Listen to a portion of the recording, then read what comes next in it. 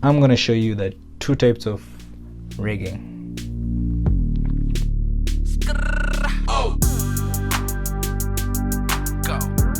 Welcome back again to my channel. So we have two types of rigging, the FK and IK. FK, that stands for forward kinetic, and IK, that stands for inverse kinetic. I'm going to show you how they are different and the way they can be used in 3D animation. So I'm going to use Cinema 4D to show you the two types of rigging. So what you're seeing, they are different panels, and let's go through very quick. This first here, it's a menu bar, and these are buttons for visualization and editing. Then you have the view panel where all the editing and animation takes place. This is the object panel. Then the properties panel, the timeline, and material list. So let's just create a box by opening this and clicking the box. Then for a better view, we can change the display to shading lines. I think you can see those lines that come to the edge for a better view. So when you create an object, it appears in the object panel, but you see there's a box on this object, on this cube. So in order to make it editable, making it editable is when you can access the points, the edge. You can easily select like one. When you still the box, you can't access these points. You just carry the whole object at once. But in order to make it editable, you either press C on your keyboard, or you come and press this button here. You see now this cube changed to a triangle, showing the small white points on the edges. So that means when you come to the point mode, you can easily stretch one point at a time and make any kind of shape that you want. But even the edge can also be selected and create anything like you feel like, depending on what you want to model. Then even the edge can also be selected. So let's try to make a very basic arm using the boxes in order to show you the two types of rigging. So by selecting this cube and changing to this mode, and by the way, these colors show you the direction of the axis. So the red is the x-axis, then green is y, then blue is z-axis. So let's use the scaling button to reduce on the size of the z-axis, and then the y, then the x. Another trick here, like if you want to make a copy of this, you can either select from here, then edit, then copy, again edit, paste that same object. So when you use the moving arrows, you can move a copy of that cube you made at first.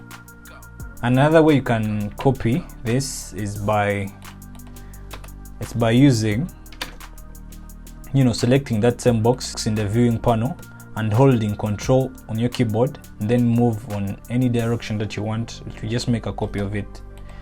You see, you can make very many copies, as many as you wish. So as we need only two,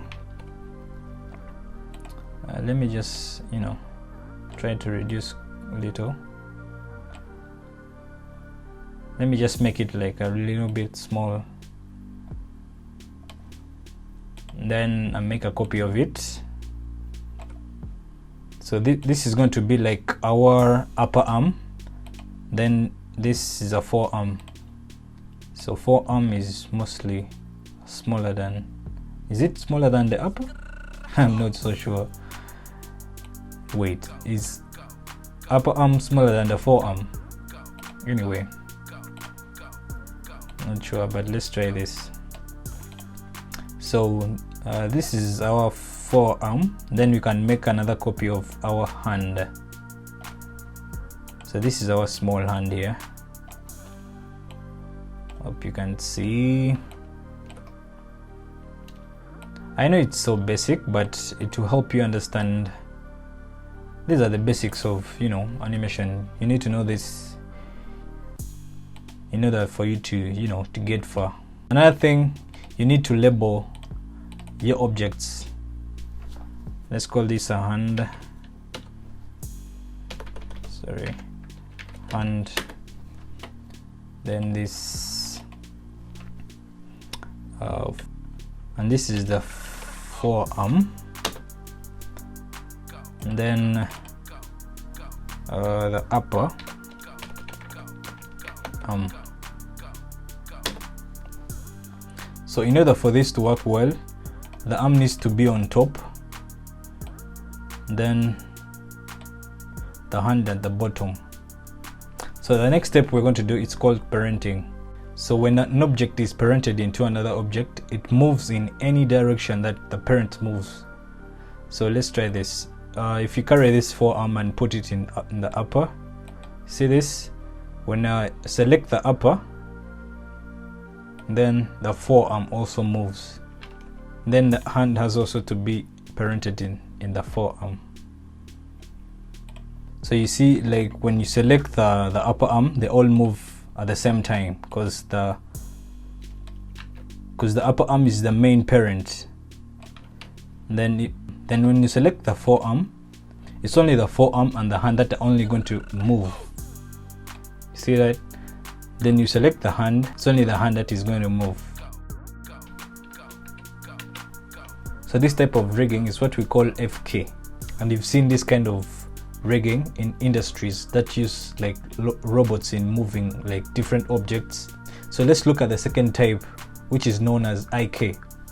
So we can get IK from this rig that we have here, by selecting the upper arm, hold Control, then click on the hand, then come here to character, then select create IK chain. So this creates a goal. So in order to make it clear, select it from the object panel, then come here to the properties, then you see where it's written display. You can choose anything here to represent it. Let's go with maybe like a circle. Then we increase on the radius. Let's just go with 20.